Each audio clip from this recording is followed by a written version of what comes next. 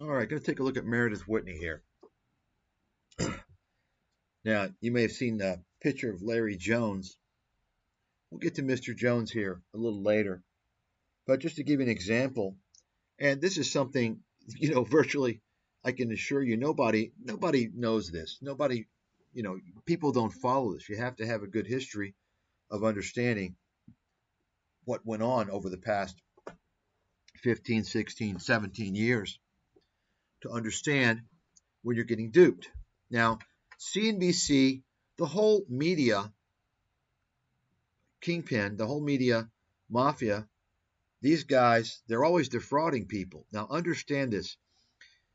All these YouTube investment gurus, they all watch the media. Okay? In fact, most of them they're just getting all their rambling from Cathie Wood. Cathie Wood is not only an idiot, she's a con artist. Cathie Wood is a fraud. Okay? And the reason why is because you can just go back a couple of years ago when she was claiming there's still deflation. Okay. Anyway, I'm not going to talk about her today. Obviously, she's, anyway, I'm going to educate you people. You're not going to hear this anywhere else in the world because I'm probably the top expert in uncovering media fraud, financial fraud, and not just because I've been doing it for almost 20 years, but also because of my background, my expertise in the financial markets, the capital markets, and also my desire and passion to expose the media, because the media is an absolute criminal enterprise. It seeks to deceive and defraud its audience for the benefit of its advertisers. It's the ad-based model, folks. Advertisement-based content is a scam. Okay? There's no free. If something is free, you're the sucker. You're the pigeon. Okay? You think you're getting something for free. In reality, you're getting reamed. I've been talking about this now for nearly 20 years. And I focus on the financial media because it's the most obvious to see it, because they have a pretty narrow genre, right? The topics that they talk about is pretty restricted. It's pretty easy to see the agenda there, you see. Whereas if it's just a normal network, they have all different types of topics. Anyway, I'm not going to get into that. So I saw this today.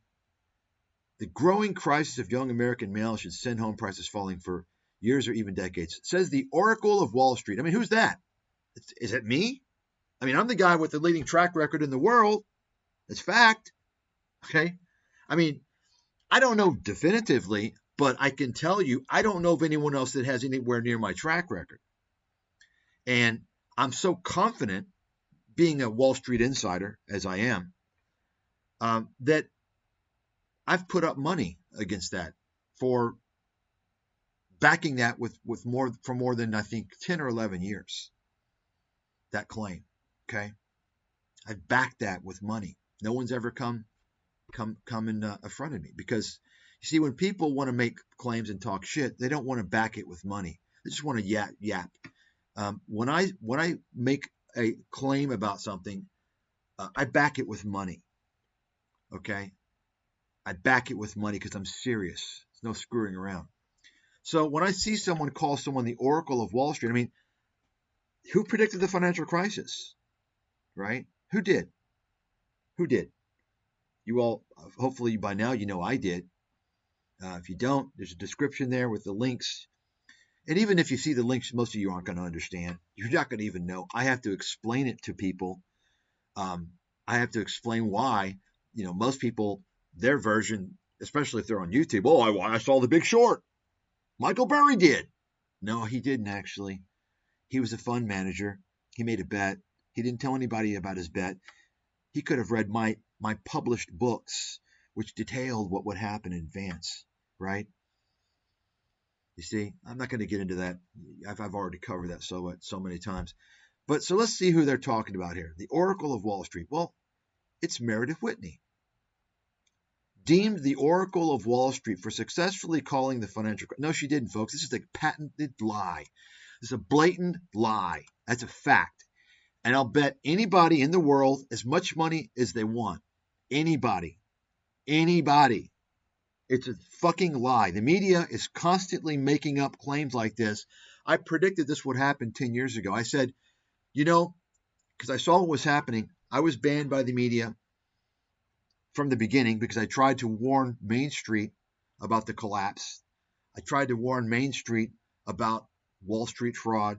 I tried to warn Main Street about why their jobs were being shipped overseas, why their incomes and wealth was being stripped from them, what was going on, the scam of free trade.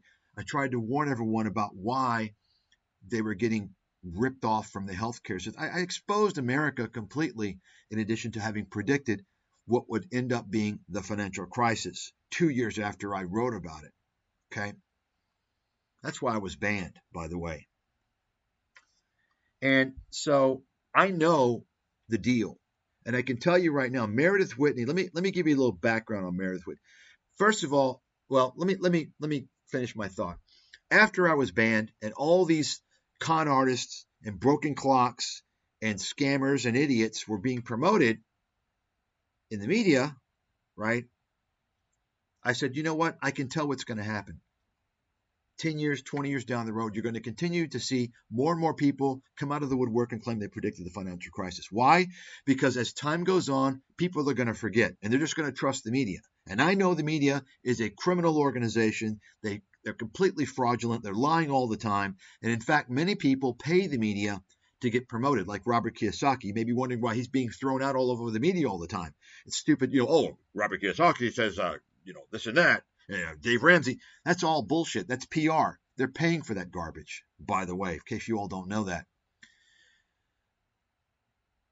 Meredith Whitney, let me just explain.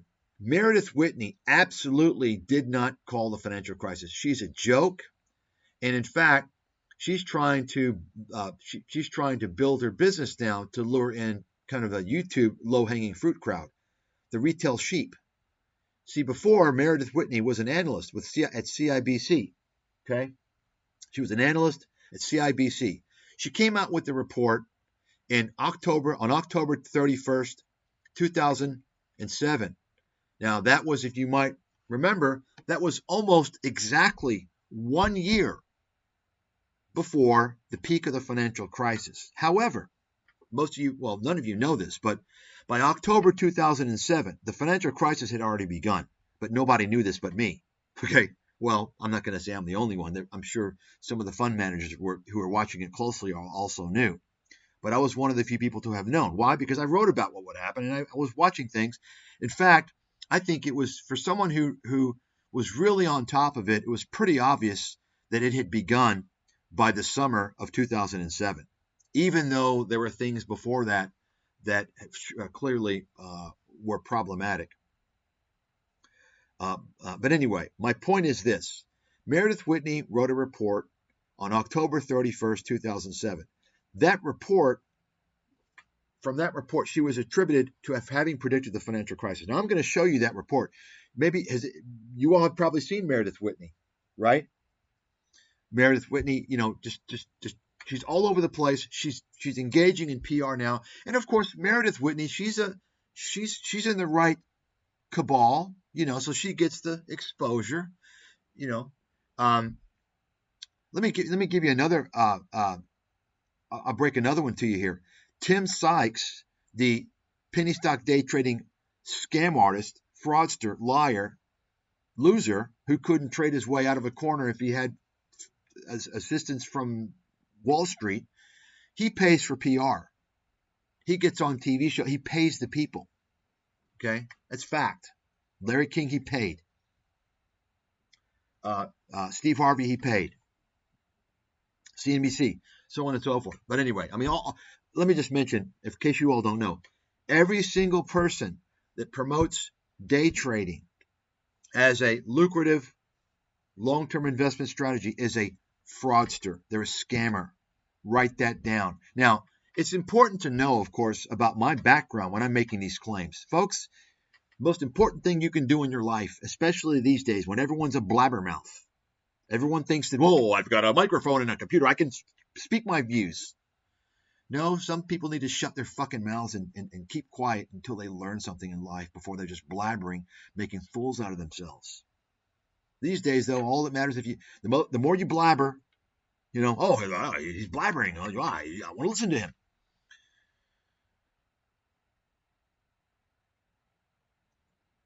So the most important thing you need to do is understand truly who you're listening to. If you're going to listen to somebody, understand their credibility. Okay? Everyone's opinion is not equal. Now, I know you snowflakes out there, you all have grown up in a generation where this whole egalitarianism thing, everyone's equal, everything is equal, we're all equal. Everyone's opinion is not equal. There are people who are more educated, they're older, they're more experienced, they're wiser, right? So, of course, I'm a Wall Street insider, one of the top investment analysts in the world. Irrefutable. That's irrefutable. And I want you to remember that when you hear me make these claims, that day trading is a scam. Everybody who's promoting day trading is a scam. Now, look, I'm not saying you can't make some day trades. Okay? Sometimes short-term trading can be lucrative. It can be a good thing. You can make quick money. The problem is that you have to be disciplined. You have to be disciplined to know, hey, you know what? This is something I'm not going to be doing much of, right? Because if you're not disciplined, you can fall into the trap of distorting your mindset and your strategy, and you can just blow yourself up.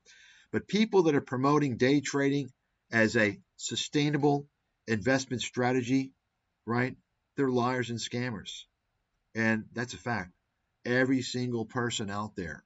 Show me somebody, and you have them come to me. Prove it to me, not to some fucking chump on YouTube with their, and once again, I said this earlier, people that do live trading, folks, everything on YouTube can be faked. Okay? Believe me, you can set up servers to fake everything if you really want to go high tech, where people aren't going to detect it at all. Okay? Anyway, Meredith Whitney, I'm going to show you the report. Okay, I'm going to show you the report, and I'm going to show you what Meredith Whitney wrote that supposedly has provided her with this stature of having predicted, not just having predicted the financial crisis, but the Oracle of Wall Street. I mean, are you fucking kidding me? So let me give you a little more background before we show you that report. Now, Meredith Whitney, and I take offense to this because, of course, I predicted the financial crisis with more detail and accuracy than anybody in the world. There's no comparison. Zero. Okay? If you don't know that about me by now, you're behind the curve. Take a look at the description for the links. And most of you probably aren't really going to truly understand unless you're a professional in the investment world and you've been around for a while. But just to give you an idea, after you read the chapters that I have posted for free online on archive.org on the real estate bubble, and shorting, my recommendations to short all these stocks that went bankrupt, the banking stocks, Fannie, Freddie. After you do that, then go and see and check anyone else and see if they did that. Compare. So in other words, who is attributed to predicted the financial crisis? Peter Schiff. Read his book, his original book, Crash Proof, which, by the way, was released after my book. Read his book. It didn't predict shit. Okay? He was wrong about almost everything. That's fact. You can write it down. Okay? Who else? So even Robert Kiyosaki is claiming he predicted the financial. Everyone's fucking claiming that now, but nobody did but me. Write it down. Now, you can go out there and find a top person. Find a astute, well-established business and finance professor at a good school. Okay? I'll debate them on that. Okay? Find a top fund manager. Okay? Find somebody top tier to go up against me to debate this. That's who I'm wanting. And I'll put money up against it, by the way. Tell the person we can front money for charity. We'll put it to the favorite charity. Okay? Anyway, no one's going to come. So let me get back to Meredith Whitney. So, I predicted all these things, and of course I'm banned. for no reason whatsoever other than me having exposed everything. And of course, if you threaten to expose the gravy train that people in control are running, you're going to get banned. Now, sometimes you can do that if you are of a certain ethnicity. They'll let it slide, you see. But for the most part, you can't expose the gravy train of scams. You can't expose Wall Street like I did.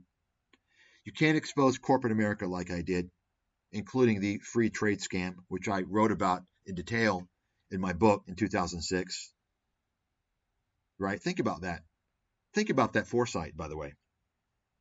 I wrote about how that was destroying middle class America, destroying working class America in detail. And I wrote about how it was creating national security threats because of China, how we were allowing our intellectual property to be transferred and stolen by China. I wrote about that. 2006. I mean, think about that. Think about that for a second. Okay. Anyway, so Meredith Whitney, I don't know when like she was dubbed as having predicted the financial crisis, but I know this. She went off on her own about sometime, I don't know, 2008 or something. But if she predicted the financial crisis, don't you think that she would have made some predictions like, oh, well, the banks are going to fail? No, she never did that. Let me go ahead and show you now the report. And you can look it up on your own. Whenever you hear Meredith Whitney predicted the financial crisis, you know it's a lie. Jim Rickards, it's a lie. All these people, lie, lie, lie, lie, lie. Okay? Let me show you. This is the report. You see, folks, let me remind you all who I am and my background. I've got a advanced degree in biophysics and biological chemistry. I don't fuck around. Okay? I don't make stupid claims. And I don't really brag. You know, you've got Tom Nash, the fraudster. He wants to show his University of Michigan shirt because he went and got a certificate program, some type of certificate thing over there. He didn't get no fucking degree. I went to an Ivy League university, not some state Michigan school. I went to Ivy League. Okay? Major league. So I probably know how to think critically. Since I studied physics and chemistry, went to a good school, was on full academic scholarship. I don't talk about these things, ever. In fact, I'm not so sure that I even mentioned that I was on full academic scholarship, ever. You know why, folks? Because I don't need to promote myself with superficial fucking bullshit. I show results. That's all that matters. People that pump out all this extraneous nonsense, they're trying to lure you because they're con artists. Anyway, here it is. Here's Meredith Whitney's report. You can see October 31st, 2007. Remember, and you can look this up if you don't believe me. Look this up and you'll see, and some other articles you'll see, oh, well, when she predicted that Citigroup was going to cut their dividend. Are you kidding? I mean, you know how easy it is for me to predict companies cutting their dividend? I have probably like a 95% track record on that. It's fucking pretty easy. It's not that difficult. Okay. But that's all. That's not, I'm giving you some context there. It's not that difficult. But some other articles you're going to hear, they're going to say, well, yes, she predicted that Citigroup would, cut their dividend. And that's, they attribute that to her predicting the financial crisis. I kid you not. Here's the full report. Okay. CIBC. And here's the kind of the summary.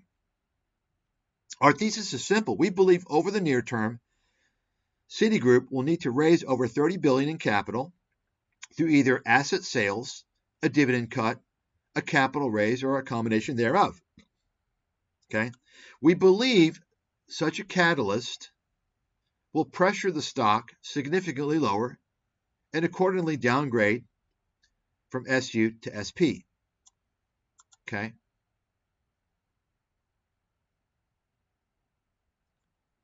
I don't know what SU and SP is. Oh, sector underperform, I'm sure, to sector perform, right? Downgrade sector. Yeah. So think about that for a second. So she's saying basically that they need capital. She feels that they need capital for whatever reason. She's going to go into it in the report, whatever. And as a result of that, because they need to raise capital, they need to sell some assets or cut the dividend. That, whatever they decide to do, cut the dividend or sell assets, that's going to cause the stock to go down. Okay? So she downgraded it from sector perform to underperform. She didn't even downgrade it to sell. I mean, did she say, we think they're going to have a financial crisis? You understand? This is what the media is using to claim she predicted the financial crisis. Are you fucking kidding me? If you think it's anywhere remotely close, you need to read my material where I actually discuss everything. I explain how Wall Street securitizes mortgages, and they go through the process and work with the credit rating agencies, and how the credit rating agencies are fucking rubber stamping it all. How there's all fraud going on. Okay? You understand? Read the shit in my description. Read those chapters, folks. So, this is it. But according to the media, Meredith, Whitney, you understand, this is fraud. This occurs on a daily basis with the media. They claim people, and they know people aren't going to check into it. Meredith, Whitney, and by the way, I've got a big piece coming out on Robert Kiyosaki. This guy is one of the biggest fraudsters, scam artists in the world, absolute filthy liar. I'll be releasing on my website several articles. I've already done like several pieces on the guy. Complete fucking scammer. Anyway, so you all aren't going to know this. You're not going to catch this. You're going to read the title, Meredith Whitney predicted the financial crisis, and you're going to believe it. You're going to fucking believe it. Okay? Oracle of Wall Street. So why is this fraud? It's fraud because, first of all, it's like these YouTubers. It's media fraud. It's clickbait. It's fucking lie. They're getting you interested in this piece because based upon the lie, based upon this presumption that she predicted the financial crisis. She's an oracle. No, it's not true. And I'm going to show you here, not only she's not an oracle, she's a fucking investment disaster. She's a failure, a complete joke. She was laughed out of the business. I'm going to show you. Okay. So it's also fraud because she's building a name, getting exposure, because she's launched her little research firm after hiding for like 8 years away from the public. I'll show you here in a second. So let's go ahead now and take a look at, I had to spend some time actually relabeling these images, so I had to censor them a little bit. So you can see here, 2023. Meredith Whitney, who predicted the financial crisis. Barron's, I've already known this, and I've got thousands of other pieces of evidence, but you can see now, Barron's is a fraud. Barron's is a fraud. It's a scam. You're seeing they're making a bold-faced lie. Bold-faced lie. Of course, by Andy Server, who is a former Yahoo Finance boiler room loser. Email this guy. Tell him that they're lying. It's a fraud. CNBC, fraud. Promoting her again. You see what's going on right now is Meredith Whitney is engaging, she's paying PR firms because she's trying to launch her an investment research for retail people. See, let me give you some more background. Notice this. Whitney's Armageddon, bellied by best returns of 2011 Muni credit. So here's the deal.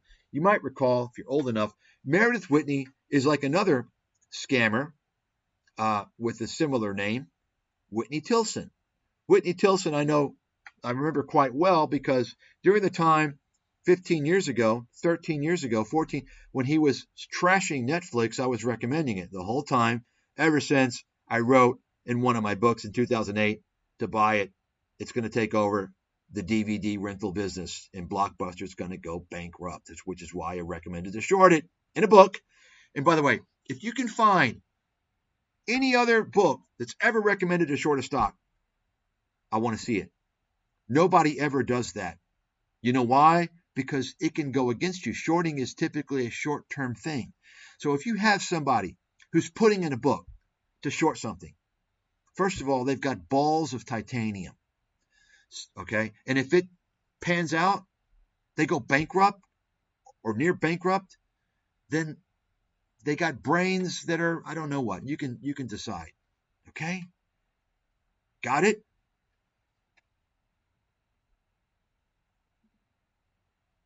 Okay. So here's the deal.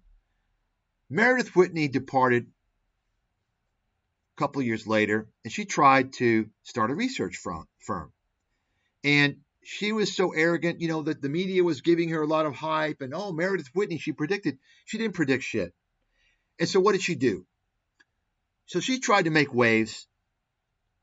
And she comes out with this whole thing, which is on 60 Minutes. You can probably see it on ScamTube back in around 2011, I think it was. She predicted that there would be more than 200 defaults in America, 200 municipal defaults, okay? 200, more than 200, and causing a huge problem.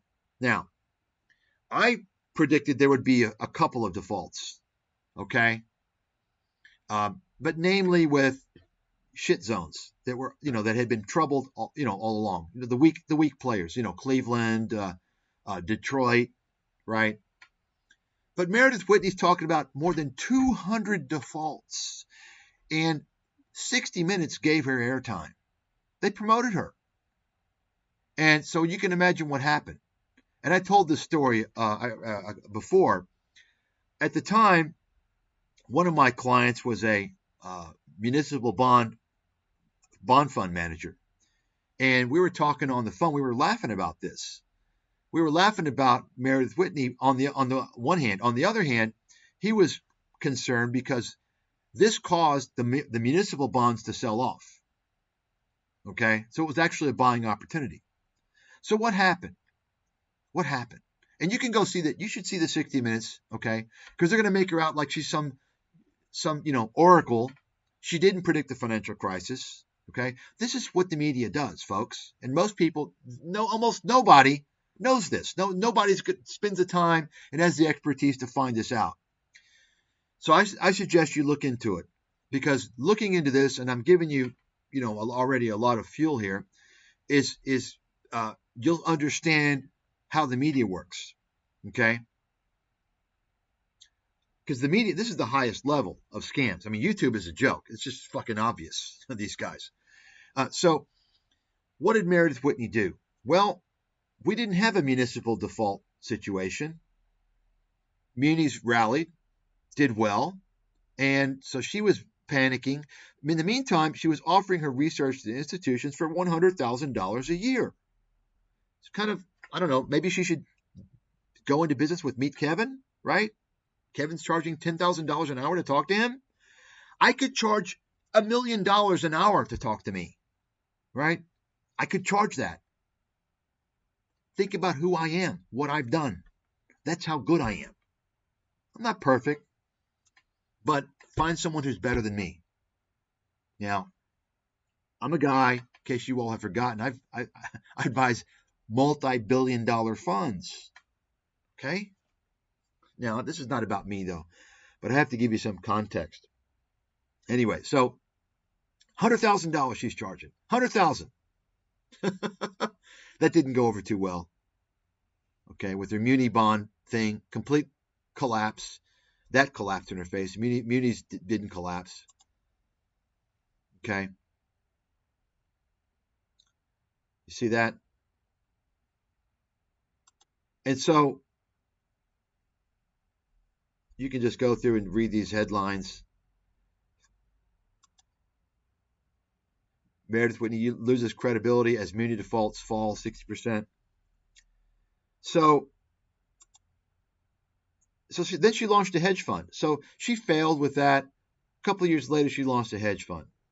That failed. And so she was done. Okay? She was done, and she basically disappeared out of the public for about 8 years. Okay?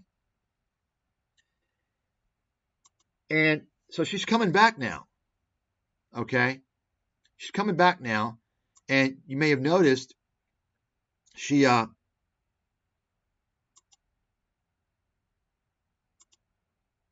you go. Meredith Whitney on 60 Minutes, 2010, December 2010. Meanwhile, I can't get a single fucking interview to save my life. Think about that. Remember, folks, I'm the guy who was banned who could have enabled you guys to make a fortune. If you'd known about me, read my books, I wrote about a prediction of Dow 6,500 as a bottom. You can read it in my book, chapter 17, the 2006 original extended version of America's Financial Apocalypse. I mentioned 6,500, and March 10th, 2009, it bottomed at 6,500. And I even wrote a couple of articles, about 3 or 4 articles prior to that, highlighting that 6,500. And on that day, I told people to start buying. Okay, I mean, this is all fact. It's all published. You can't, you can't lie. It's there. And I can't get an interview to save my life. Think about that. See? The call that anticipated, no, it didn't. That's a lie. They're always lying, the media. She's here, So, Meredith Whitney is a fraud. There's nobody out there other than me that predicted the financial crisis. There were people that made money off the financial crisis, but that's not a prediction. Making a bet is not a prediction, right?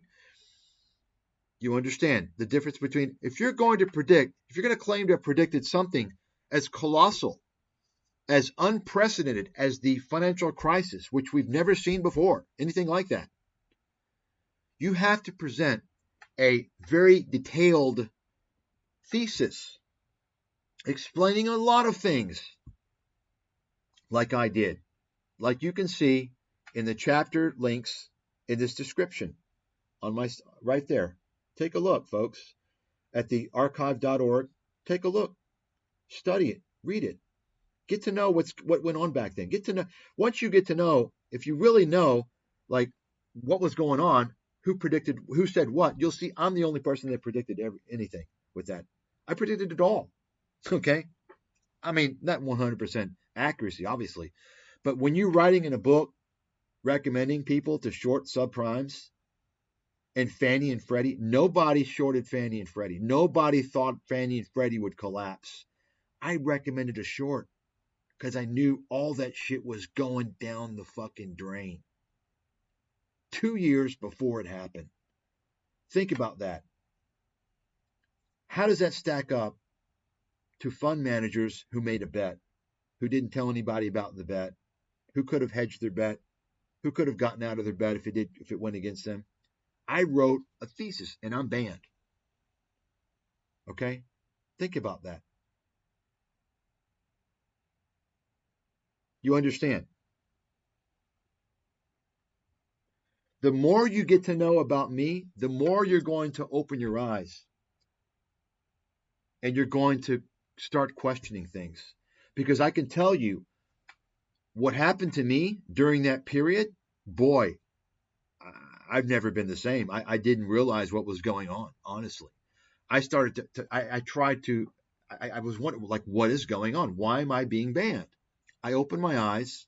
I realized part of it's racial discrimination. Okay, that's part of it. And then part of it's also about hiding the truth. You can't reveal the reality. You can't expose something that's going to cause people to not make a lot of money. And if you expose, give you a good example.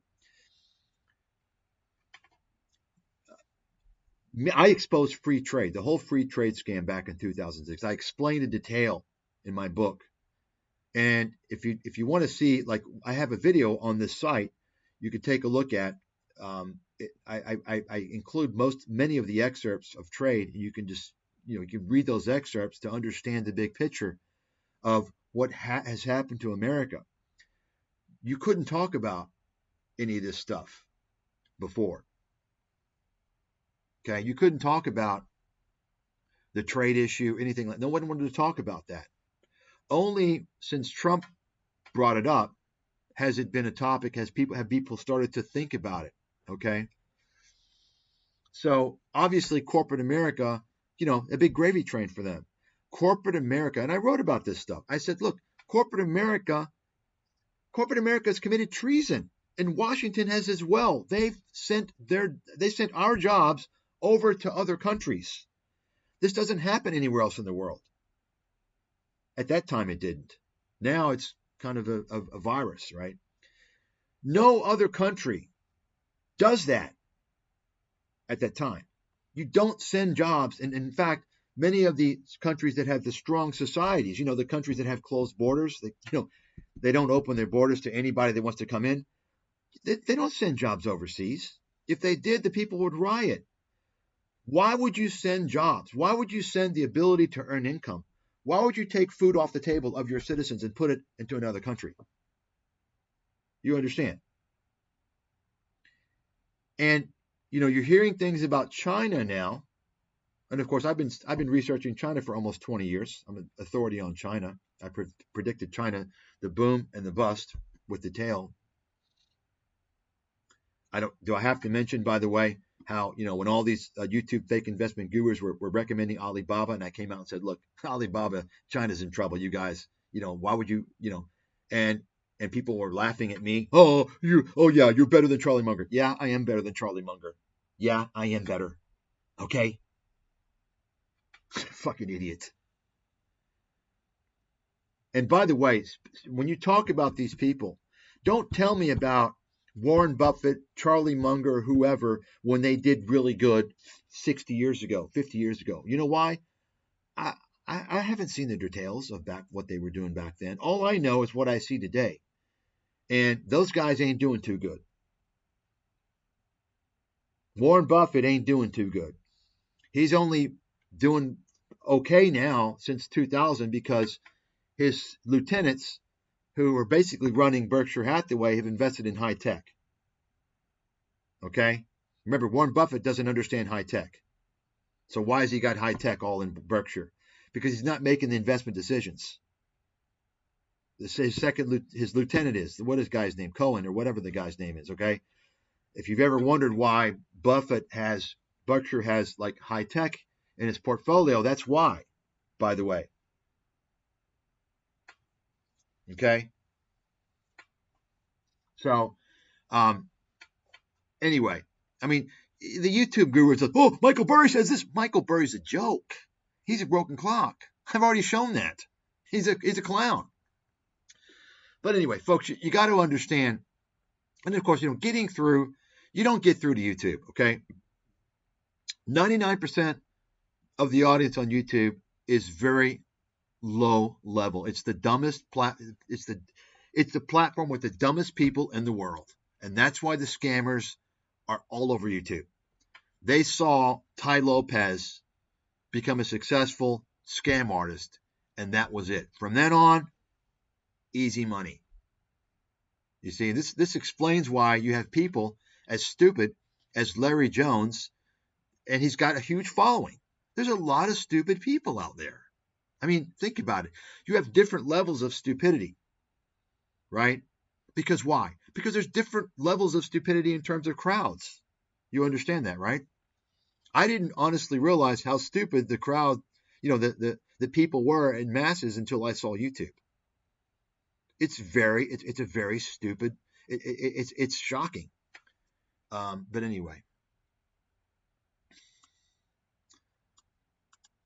So Meredith Whitney is launching her she's come back now. So this is why she's making the rounds. She's paying for PR. And of course, her and her former wrestler husband, they're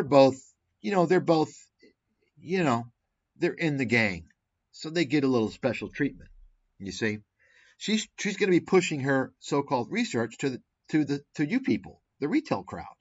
You see, kind of like how Whitney Tilson. You all know Whitney Tilson. This is a guy who was going on CNBC. CNBC is a criminal network. You all know this, right? The mob, big time mob connection. But Whitney Tilson was going on, and he was, by the way, he's one of these guys that calls himself a value investor, yet he's shorting stocks. What? Excuse me? I mean, if you say you're a value investor and you're shorting stocks, you're delusional. You're mentally weird or something is wrong with you. You don't know what value investing is. And by the way, if you call yourself a value investor and you're buying tech stocks, you're not a value investor. Write that down. Value investing is not buying any stock that you want as long as it's less than its intrinsic value. That's not the definition of value investing. Anybody who claims that is a fucking idiot. Now, I'm considered a world authority in valuation, by the way. Okay? And you all know, well, maybe you don't know my track record, but I can assure you, you're not going to find anybody that can match it. I'd like to see it. I mean, where are they?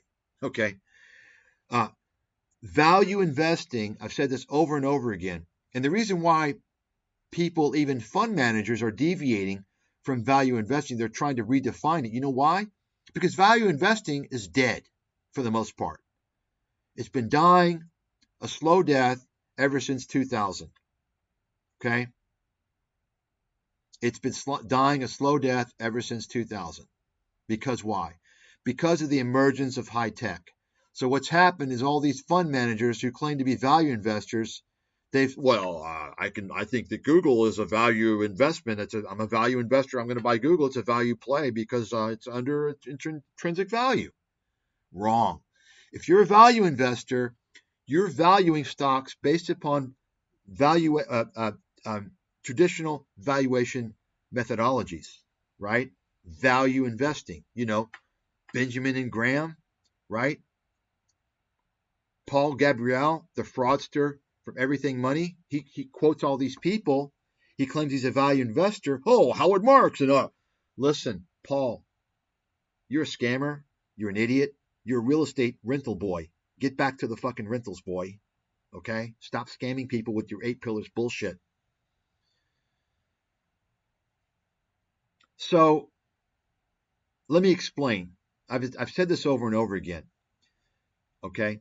It's funny because all these people that claim to be value investors and they cite, oh yeah, Benjamin Graham and all these value fund, these value fund managers or value investors, their heroes are, Benjamin Graham and so forth. Well, guess what?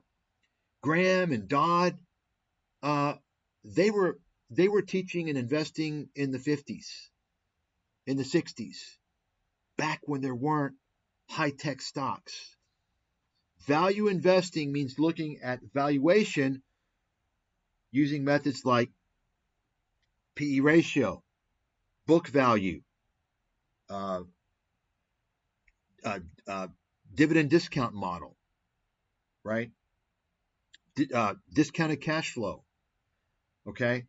And of course, all these fake investment gurus now, they're pitching discounted cash flow. I want you to look at this is my spreadsheet. Folks, discounted cash flow cannot be used to value any of these stocks these guys are claiming to value. It's impossible. I'm telling you right now. That's fact, okay? That's fact. Discounted cash flow is for value-oriented companies that have predictable cash flows, okay? If you have a high-tech company, you have a lot of intangible assets, right? Traditional valuation methodologies don't value intangible assets. How are you going to predict cash flows from patents, from trademarks? Can't do it. Okay? You can't do it. If you want to use discounted cash flow, you can use that for companies such as, let's say, maybe something like Alcoa, companies that have they have a lot of property, plant, and equipment where the assets are tangible, where the business is easier to understand. You all follow me? How come you've never heard this? Because these guys are fucking idiots on YouTube. They have no fucking idea what they're doing. You can't use discounted cash flow. That's fraud. Okay? Now, in fact, ask yourself, do you think Wall Street comes out And does discounted cash flow valuation for a stock? Do you really think so? Well, I worked on Wall Street, and I can tell you they don't. Okay, they build models. They build models. Now, is discounted cash flow used as a part of the model? Right? As a part of the model? Yes and no. Yes and no. Okay? But these people are using discounted cash flow analysis in isolation because they're fucking frauds. They're idiots and frauds. Anyway. Okay? And you can let them all know this. Okay? I'm the big swinging dick. There ain't nobody that can fucking come close to me on YouTube. Okay? That's not even refutable. That's just I mean, come on. And by the way, why do you think Warren Buffett doesn't understand technology? Because he's a value investor, right? You got it? He doesn't understand technology because technology is a large percentage of the assets that generate the revenues are intangible assets. You all understand intangible assets. There's tangible assets and intangible assets. Tangible assets, right? Property, plant, equipment, right? And intangible assets. Patents, trademarks, right? Technology innovation, so on and so forth. Many other things, right? You all understand.